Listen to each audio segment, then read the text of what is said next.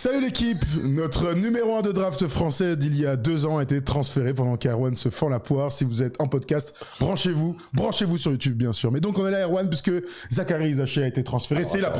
Non, on commence une vidéo comme ça, on vous donne l'information telle quelle, brute. On va regarder dans un instant bien sûr le récap du trade, Lou Dort qui est parti, Sam Presti qui a déclaré des choses, etc. Qu'est-ce qu'il y a Erwan? Moi je t'ai vu avec des cheveux longs et des lunettes à la Janis Joplin. Je t'ai vu avec une capote sur la tête. Oh, c'était pour t'imiter, ça. Et oui. C'est sympa. Et désormais, donc tu as enfin officialisé le book. Non, mais ça te va bien. Attends, j'ai pas officialisé. J'ai tenu ma promesse d'il y a quoi, 3 ans, moi, je pense. En fait, je pensais que c'était une nouvelle interview et qu'on avait Alvin Gentry. Exactement. Alors, le jeu des sosies, allez-y, vous pouvez faire plaisir. Ça fait très coach NBA des années 2000. Il me faut un petit polo, là, comme ça. Quand elle se met en ligue, je serais parfait. Là, bon scout, là. Mais ça te va bien. Le Bronx. Écoute, donc c'est vraiment, j'ai tenu ma truc. Ce n'est que temporaire. J'espère bien, oui. Que ma famille ne s'inquiète pas, je reviendrai moi-même dès que possible. Ça te va bien. Alors le book, quoi qu'il arrive, ça fait un flow à l'ancienne. Donc on revient back. C'est vraiment 90, c'est Greg David quoi, Greg David. Milieu des années 2000, Greg David mais ça te va bien. Bah, écoute, après toi, je te l'ai toujours dit, tout te va. Après je rentre, je suis un peu bronzé, écoute, je sors de chez le coiffeur, on verra comment ça va vieillir quand même cette merde. D'ici 2-3 jours, quand il y a les repousses là, on en parle dans 2-3 jours. Laisse pousser, ça va aller. Non. Bon bref, allez, voilà, bon en tout cas le jeu des sosies est lancé, faites-vous plaisir bien sûr, on lira avec plaisir. Un fausaire, Tom Servino disait à Alexis Aginsa aussi. Ouais, mais écoute, de toute façon, on va prendre tous les métis qui ont un bouc, allez-y, y a pas de souci. Et moi, je disais que dans la glace chez le coiffeur, vraiment, je voyais Jalen Rose. Vraiment, là, je ne voyais que Jalen Rose. Je suis ni gaucher et je mets pas des petites entorses, donc, à Kobe, donc, voilà, je n'ai rien à voir. Ouais, il y a quand même un peu de... Il y a un peu de ça. Si je trouve des lunettes, je peux vraiment avoir... Il a les cheveux bien noirs, en plus, ça, je reconnais ça, c'est pas les cheveux naturels, ça. Ça, c'est le teinture. Lui, il a des contours, mon ami, c'est à la tondeuse de jardin. Hein. Tout à fait. Je suis un peu déçu qu'on n'ait pas mis le bon synthé, là. C'est le point mode de ce début d'émission. Bon, je le disais donc, Zachary Isaché, Erwan, a été transféré. C'est la grosse info d'hier soir. Regardez le trade et tu vas me donner ta première réaction. Il arrive à Dallas, Zachary Isaché, 2 ans après avoir joué en Géorgie et à Atlanta. Lou Dort et Ryan Nembhard, arrivent donc à Atlanta et le Thunder ne récupère rien à part une trade exception de 17,7 millions et surtout faire de grosses ristournes. Première réaction, Erwan, puisque Zachary s'était attendu, est débarqué et arrive dans un nouveau projet. Il arrive dans un nouveau projet, donc il part quand même d'Atlanta, qu'il avait drafté il y a 2 ans en tant que numéro 1 de draft, c'est pas rien, et on peut déjà dire que ça a été un échec. Ça, son aventure du côté des Hawks, à qui la faute? Certainement un peu des deux, mais il n'empêche que ça reste quand t'es un numéro 1 de draft. Il n'y a pas beaucoup de numéro 1 de draft quand même qui se sont fait drafter après seulement 2 ans. Transféré, tu veux dire. Voilà, transféré. J'ai dit quoi? Drafté. Qui sont fait trader. On pense à Elton Brown, il y a des Parvis Ellison, il y a évidemment Bennett avec... oui, d'ailleurs, Basket USA a fait un super article là-dessus. Allez le regarder, il récap tous les trades des premiers choix de draft. Donc il y a Chris Webber notamment, son rookie de l'année est transféré, mais bon, il y a différentes histoires. Il n'empêche que l'histoire avec les Hawks, ça devait pas être celle-ci. Et honnêtement, quand je vois même la manière dont se dessine ce roster des Hawks, je reste persuadé qu'il a un profil où il aurait dû s'imposer. Il n'empêche qu'au vu des derniers playoffs où il était complètement benché, des dernières semaines de saison régulière où il prenait que des miettes, il était sorti du 5 majeur, son avenir ne s'écrivait plus là-bas. Il arrive à Dallas, c'était déjà des rumeurs qu'on avait lors de la dernière trade deadline en février. Alors Dallas, c'est bien, c'est un projet autour de Cooper Flag. Dallas peut se targuer d'avoir 3 numéros 1 de draft. Tout à fait, Kyrie. Avec Kyrie Irving et Zachary. Pour l'instant, Kyrie. Maintenant, c'est un projet où il y a du monde, ça va peut-être encore bouger, mais est-ce qu'on n'aurait pas préféré qu'il aille dans un projet vraiment où on repart des zéros qu'avec des jeunes, où il est sûr d'avoir une place? Parce que là, Zachary, finalement, il va se retrouver à peu près dans un contexte un peu similaire à Atlanta. Il va falloir qu'il se fasse sa place. Mais ça marche pour les 30 équipes NBA, non? Moi, le constat que je fais, on va regarder les stats de Zachary sur les 2 premières saisons. On rappelle quand même qu'il a fini 2e à la course au rookie lors de sa première année. Il était à 12,6 points. Il tentait plus de 10 fois sa chance dans chaque match. Il était à 73 matchs débutés. C'est donc, il y avait une vraie marque de confiance au sein de son équipe et de son coach. Presque 25 minutes de temps de jeu. Alors, les minutes n'ont pas tant changé. Le problème, c'est que tu t'en parlais au fur et à mesure de la saison. Chaque mois, en fait, son temps de jeu a baissé au point de devenir des DNP, en fait, lors des playoffs. Il est tombé sous les 10 points, 8 tentatives par match, et il a débuté la moitié de ces matchs-là en tant que titulaire. Il y a bien sûr son influence qui a baissé. Il y a aussi, alors Zachary évidemment, je pense ne le dira jamais, mais je pense que il y avait la friture sur la ligne avec le coaching staff. Alors je sais pas si on peut dire qu'il y avait des frustrations, peut-être, mais en tout cas il y avait des attentes il n'a pas rempli les attentes de la franchise. Voilà, je pense que ça on peut le dire, et tout le monde était attiré dans le même sens, même si nous on a essayé de le protéger, on va dire ça comme ça. Bon bah on était tous plutôt d'accord là-dessus quand même. Mais tu sais, dans ces situations-là, il y a toujours deux sons de cloche. Il y a le son de cloche de Quinn Snyder qui dit non, mais il faut lui laisser du temps. Et en fait, on imagine bien qu'en interne, ça doit être attends, c'est un number one draft, on attend autre chose de lui. Après, surtout chez les Américains, enfin je veux dire c'est le jeu. Après, il y a aussi le rôle qu'on lui donnait sur le terrain où petit à petit, en fait, il avait de moins en moins de ballons, de moins en moins de temps de jeu. Il a évidemment reculé dans la hiérarchie au fur et à mesure de la saison, avec notamment Nickel Alexander-Walker qui a été exceptionnel, Tyson Daniel qui est devenu un joueur aussi important. Donc il a reculé de plus en plus sur... que des mecs qui sont arrivés entre la saison 1 et la saison 2. Hein. Dans la hiérarchie offensive. Mais après, t'es aussi sur le terrain. Et ce qu'on aime à dire, c'est que oui, il y a les systèmes, il y a ce que veut le coach, mais il y a l'agressivité qui va te faire, quoi qu'il arrive, amener des choses. Il a un physique ultra avantageux, aller au rebond offensif, provoquer des fautes, aller sur la ligne, mettre des tirs ouverts, voilà. Ça, quoi qu'il arrive, quoi que fasse le coach quand tu joues plus de 22 minutes par match, ça doit t'amener au moins un certain standing. Il ne l'a pas fait. On a l'impression qu'il a un peu subi cette situation-là sans jamais avoir une vraie révolte. Et c'est un peu là où, quelque part, oui, on t'a enlevé des responsabilités et des ballons, mais en même temps, t'as accepté ça. Et quand t'es un numéro 1 de draft, tu peux pas accepter ça. Donc, elle est là, la partie qui est un petit peu compliquée aujourd'hui autour de Zachary Zaché. Ce qui est sûr, c'est que t'es numéro 1 de draft il y a 2 ans. 2 ans plus tard, t'es échangé par ton équipe qui t'a drafté. Ça veut dire qu'à un moment donné... Un électrochoc. Ça doit être un électrochoc. Ça veut dire que déjà, cette première expérience, elle est pas bonne. Même si la première année rookie était plutôt encourageante, finalement, ta première expérience dans une franchise à Atlanta, elle est pas bonne. Voilà. Donc aujourd'hui, tu dois rebondir du côté de Dallas, qui est une équipe qui est en reconstruction, mais qui est quand même un petit peu structurée, avec notamment une vision autour de Masai Ujiri. Si Masai Ujiri le fait venir, j'ai l'impression quand même que c'est pas non plus pour rien. Ça reste un statut aujourd'hui, Zachary Zaché. L'année dernière, on dit qu'il fait pas une bonne saison. Il fait pas une bonne saison, il joue 22 minutes, il met 9,6 points par match. Bon, si ça c'est pas une bonne saison, ça veut dire que s'il fait une meilleure saison, tout de suite on va être au-dessus des 10 points. Donc, moi j'ai envie de croire encore à Zachary. Oui, mais le truc, regarde là, je comprends ce que tu veux dire, mais quelles sont les attentes pour Zachary Zaché ? Moi, mes attentes, je peux le dire maintenant, elles sont beaucoup plus basses qu'il y a 2 ans. Il y a 2 ans, je me disais, c'est un gars qui va jouer 15 ans en NBA, c'est un gars qui sera un titulaire, j'en suis sûr, en NBA, dans des bonnes équipes qui auront de l'ambition. Je mets complètement de côté son statut numéro 1 parce que évidemment ça fausse absolument toutes les attentes autour de lui pour les fans en premier, mais je pense que pour lui aussi. Maintenant, une fois qu'on a dit ça, après ces 2 saisons, je continue à penser que c'est un bon joueur et ce sera sûrement un très bon joueur, mais maintenant mes attentes elles sont de t'arrives dans une équipe des Mavs, on pourra revenir sur le contexte et tout, mais soit tu te fais violence, soit vraiment il y a un risque qu'à un moment donné tu ne sois plus dans la ligue. Alors qu'avant jamais j'aurais dit ça. Jamais j'aurais dit ça. Parce que c'est une ligue de requins, parce que c'est des charognards, la NBA, les Américains, le star system, la réputation. Donc maintenant, soit t'arrives à vraiment, tu dis te faire mal. On peut dire comme on veut ça, hein. Franchement, quels que soient les mots, ça à un moment donné t'imposer au sein d'une équipe de basket. Voilà, avec tout ce que ça comprend. Donc tu changes d'environnement. L'avantage de changer d'environnement, c'est que tu peux montrer un autre visage. Est-ce que celui qu'on a vu à Atlanta, c'est son véritable visage à 20 ans, un joueur très très jeune encore, ou est-ce que en arrivant là-bas, il va montrer quelque chose d'autre? C'est la question à laquelle ni toi ni moi on peut y répondre. On peut pas y répondre. Moi, mes attentes, elles n'ont pas spécialement changé parce que même malgré son statut de numéro 1, moi j'ai jamais vu en Zachary un mec qui serait un numéro 2 ou un numéro 1 ou un numéro 2 dans une franchise. De par le caractère qu'il a. Il n'empêche que c'est pour moi, et ça je l'ai toujours dit depuis le début, même avant qu'il soit drafté, c'est un mec qui va jouer 15 ans en NBA en étant un titulaire.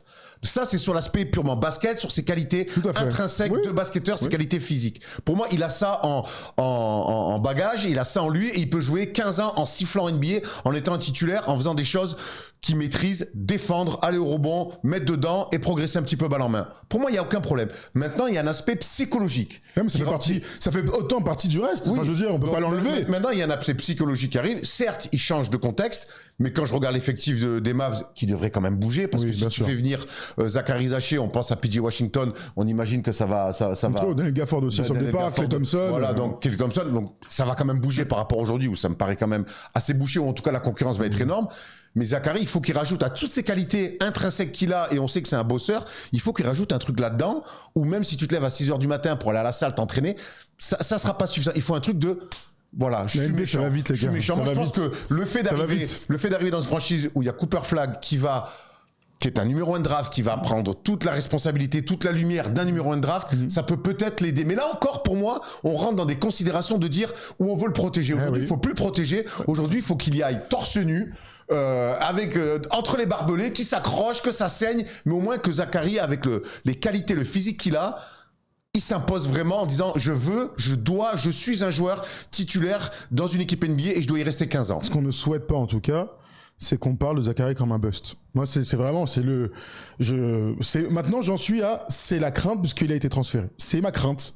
Dans 3-4 ans, on dise, tous, hein, pas nous, toi et moi, Erwan, enfin, tu vois, toi, Erwan et moi, je dis n'importe quoi, mais tu m'as compris, Erwan et moi, donc, du coup, chez First Team, mais que, voilà, vous, là, dans les commentaires, parce qu'on vous lit depuis le début de la saison, disent, bon, bah, ouais, c'est un bust. Non, installe-toi, montre ce que tu es capable de faire, épanouis-toi aussi dans ce projet. Voilà, parce que j'entends ce que tu dis sur c'est à peu près le même projet et on pourra en discuter. Moi, je crois quand même que dans la conférence Ouest, au vu de ce qui des forces en présence, c'est une équipe qu'on va pas voir avant 1 ou 2 ans et un effectif totalement remodelé, jouer les premiers rôles. Donc en ça, il va avoir du temps. Il va avoir du temps la saison prochaine. Est-ce que c'est beaucoup de temps? Bah en vrai non. Non, dès les premiers pas, moi je souhaite aussi une troisième saison NBA avec 2 ans, avec 2 ans de vécu, avec 2 ans de vécu où il y a une bonne saison rookie, il y a une saison très décevante et en fait ce que j'aime bien moi c'est le côté revanchard des joueurs. Oui, il y a beaucoup de joueurs qui sur le côté revanchard ont su relancer leur carrière. Il y en a d'autres qui n'ont jamais réussi à le faire. Moi je crois et j'ai toujours envie de croire en Zachary. Mais je serais très déçu qu'il n'arrive pas à nous montrer un peu ce côté revanchard dans un nouveau projet à Dallas, où quelque part, je pense qu'il sera moins exposé sur ce côté numéro 1 de draft, parce qu'il y a Cooper Flagg qui est déjà là, parce que mine de rien, la franchise des Mavs ont drafté Cooper Flagg avec des attentes d'un numéro 1, ce qui sera pas le cas de Dallas. Atlanta avait des attentes sur Zachary Zaché parce qu'ils l'ont drafté. Tu vois, quelque part, ça change un peu la donne. Oui, mais alors du coup, ça veut dire quoi? Ça veut dire qu'ils peuvent le bazarder rapidos aussi, hein? Non, moi je pense que s'ils ont fait venir un mec comme Masai Ujiri, je pense qu'il croit en lui derrière. Toi, tu me parles de projet. Mais la différence entre Atlanta et eux, c'est qu'on l'a drafté, on a une histoire. Là, il n'y a pas d'histoire, franchement, il n'y a pas d'histoire. Oui. On peut dire que, alors, on revient sur les basiques. Dustin May arrive pour coacher cette équipe des Mavs, donc un mec qui vient de NCAA qui déboule, c'est intéressant. De Michigan, bien sûr, champion en titre. Vous avez vu que les anciens joueurs de Michigan ont performé lors de la Summer League. Bref, on pourrait en discuter. Donc, il y a quand même un nouveau projet. Tu en as parlé, Cooper Flagg. Il y a un effectif qui va continuer à bouger. Il y a Masai Ujiri qui est tout en haut et qui donne une nouvelle direction. Kyrie Irving est toujours sous contrat. Klay Thompson, les Mavs cherchent pour l'instant à le transférer, personne n'en veut, donc on peut imaginer un buyout. PJ Washington et Daniel Gafford qui avait été prolongé, vous vous souvenez, il y a quelques mois, sont sur le marché des transferts. À voir ce qui va se passer. On peut imaginer que ça bouge une fois que notre ami LeBron a enfin décidé où il allait jouer. Moussa Cissé, il y a une offre des Knicks, ils ont matché. Tout à fait. Ils ont matché. Ça veut dire que si tu veux garder Moussa Cissé, donc on imagine vraiment un départ de Daniel Gafford. Tout à fait. Et c'est logique au vu de l'effectif et lui qui a une super cote. Donc on peut imaginer dès l'année prochaine, dès le début de saison, que Cooper Flagg soit poste 4 et que soit Zachary le poste 3 titulaire, parce que McChristy a fait du bon taf. On verra ce qui se passera sur le poste de meneur, mais en tout cas, il y a de la place pour s'installer. Et j'espère, moi en tout cas mon souhait, c'est qu'ils l'ont pris pour être titulaire. Et que lui va remplir les attentes au training camp, les attentes aussi lors des matchs de pré-saison pour montrer que c'est un titulaire de NBA, ce qu'on croit encore aujourd'hui. Il y a un nom qu'on doit citer, c'est Naji Marshall. Hein. Tout à fait, Naji Marshall. Qui est aujourd'hui un joueur pour moi qui a montré... Qui en avance sur Zachary Zaché. Donc Naji Marshall... Qui a jamais été l'homme fort d'un projet. On l'a vu toujours dans ses projets. C'est un mec, tu lui donnes ça, il va te donner ça. Tout à fait. Donc on est... Lui aussi, il veut de l'oseille maintenant. Oui, d'accord. Donc bon, il y a Naji Marshall devant lui. Mais j'ai envie d'y croire. Voilà, moi je pense que nouvel environnement, c'est ce qu'on attendait. On avait compris que c'était la fin, déjà sur la fin de saison régulière et sur les playoffs, on a compris que c'était terminé avec les Hawks. Il est enfin parti de là-bas. Maintenant, il n'y a plus d'excuses, j'ai envie de te dire. Quoi qu'il arrive, que tu joues 12 minutes, 30 minutes, chaque fois que tu mets un pied sur la pelouse, il faut que tu aies les dents qui rayent le parquet. Voilà. Ce qui est bien, c'est qu'il est ultra complémentaire de Cooper Flagg. Il est ultra complémentaire. Donc, à lui d'être le plus performant off-ball, d'avoir des coupes, d'avoir des contre-attaques avec des gros dunks, on sait que ça marche comme ça, que son adresse se stabilise entre 38 et 40%, évidemment c'est mieux 40, hein, on te souhaite encore mieux Zachary bien sûr. Voilà, c'est ce qu'on lui demande et puis avec la confiance aidant, on peut imaginer que son rôle continue de grandir. Et défensivement, j'aimerais bien qu'il passe un cap. On sait que c'est un très bon défenseur, j'aimerais qu'il y ait des flashs défensifs où on se dise oula. quoi Flash? Moi j'ai envie qu'il fasse que très rapidement ils sont dans les équipes défensives. En fait ça doit être un objectif. Ce 2m08 là, vide de jambes, il peut switcher sur beaucoup de joueurs.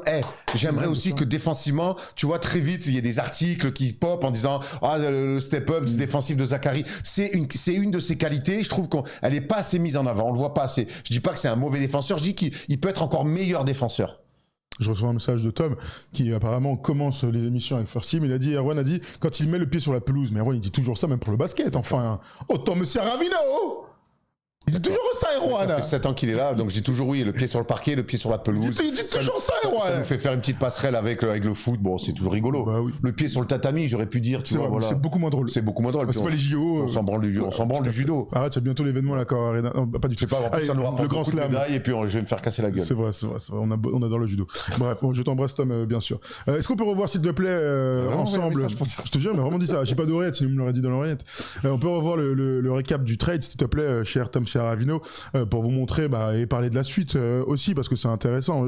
Je te propose d'aller côté Thunder et on finira par Atlanta qui récupère du lourd, hein, mine de rien, pour compléter ses ailes. Regardons ensemble ce qu'a dit Sam Presti. Je crois que tu nous l'as fait, Tom. Ça va expliquer tout simplement le move du Thunder. C'est une décision purement financière. Les économies réalisées cet été, plus celles liées à notre situation ces dernières années, seront réinvesties dans nos futures équipes. Avec les nouvelles sources de revenus, nous pourrons prendre davantage de décisions purement sportives dans les années à venir.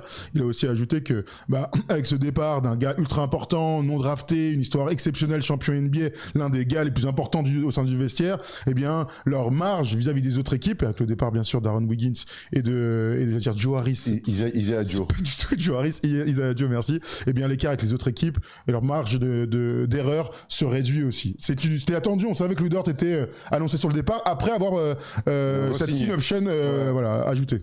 Écoute, c'est aussi ça la gestion d'une équipe de basket, et c'est vrai que souvent on parle beaucoup du sportif, mais quelque part il y a une gestion financière à avoir et ils se donnent beaucoup de space parce que sinon ils allaient manger une vraie luxury tax. Ils se donnent beaucoup de space pour la suite, et la suite on sait qu'il va falloir re-signer des mecs parce qu'ils ont beaucoup de jeunes joueurs prometteurs.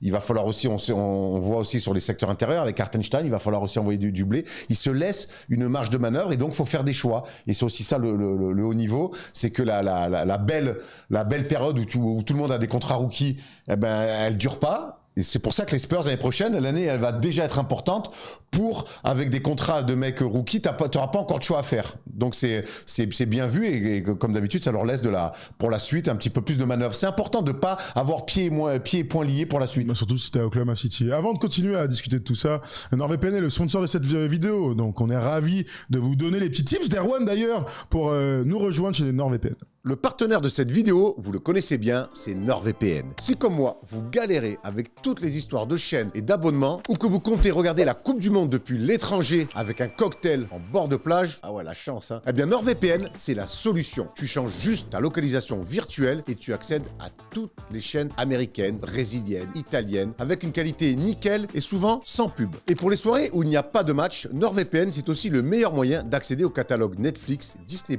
ou Prime dans d'autres pays. Et tu vas trouver des films que tu ne retrouves pas sur les plateformes françaises. Et franchement, ça fait kiffer. Tu peux aussi avoir accès jusqu'à 10 appareils différents en même temps. Et en dehors du streaming, NordVPN chiffre aussi toutes tes données et peut même filtrer ton trafic en continu pour bloquer les publicités intrusives et les sites malveillants comme les tentatives de phishing et les fausses boutiques en ligne. Et en ce moment, via le lien en description, 4 mois offerts pour l'abonnement de 2 ans, moins de 3 € par mois, satisfait ou remboursé sous 30 jours. Voilà, vous pouvez nous rejoindre avec cette super offre que vous connaissez bien chez NordVPN. D'ailleurs, je reçois souvent des messages pour parler de Seili et de NordVPN, donc voilà, c'est la même maison. N'hésitez surtout pas à vous renseigner si vous voyagez ou si vous avez besoin de VPN. On enchaîne Erwan et on continue avec cet énorme move de Casey et de Sam Presti. Tu parlais de ristourne, on va dire ça comme ça, en faisant le trade des 3 joueurs qu'on vient de citer et qui représentaient 70 millions de dollars. 70 millions de dollars pour les 3. Ils font 224 millions de dollars de ristourne d'économie sur les prochaines années. 224 millions de dollars parce que OKC passe sur la second apron. Vous savez que maintenant, le seul but des GM et des présidents des opérations de basket, c'est d'être sous cette apron numéro 2, enfin ce deuxième niveau d'apron, parce que sinon la luxury tax vous permet de ne absolument rien faire. Vous pouvez pas signer de mec, et vous, là, ils se récupèrent même une petite trade exception de 17 millions de dollars qu'ils pourront réutiliser, soit pour re-signer, ou soit pour chercher un nouveau mec. C'est un contrat quasi max d'une superstar. Bah oui, non mais tout à fait. 224 millions en taxes, les gars. Hein. Voilà, en taxes. Donc c'est une vraie dinguerie, pardon, sachant qu'il récupère 3 nouveaux tours de draft. Donc dans l'optique de, quoi qu'il arrive, de perdre Lou Dort, parce que Lou Dort allait partir malheureusement, on le savait un petit peu au vu de ses performances, c'était normal que ce soit lui, et bien plutôt que de laisser partir libre, ils se sont dit, hop, on va le prolonger et on va derrière récupérer 3 nouveaux tours de draft vis-à-vis de 3 mecs aussi qu'on aime beaucoup, hein, 3 gars qui sont champions NBA. On se souvient d'Aaron Wiggins, cet incroyable discours après le titre. Je pense que ça doit, c'est des choix réfléchis bien sûr, de business, mais au sein du groupe, ça doit pas être simple. Bah, quand ça se passe aussi bien, que t'es champion, que des mecs ont un comportement comme ça irréprochable.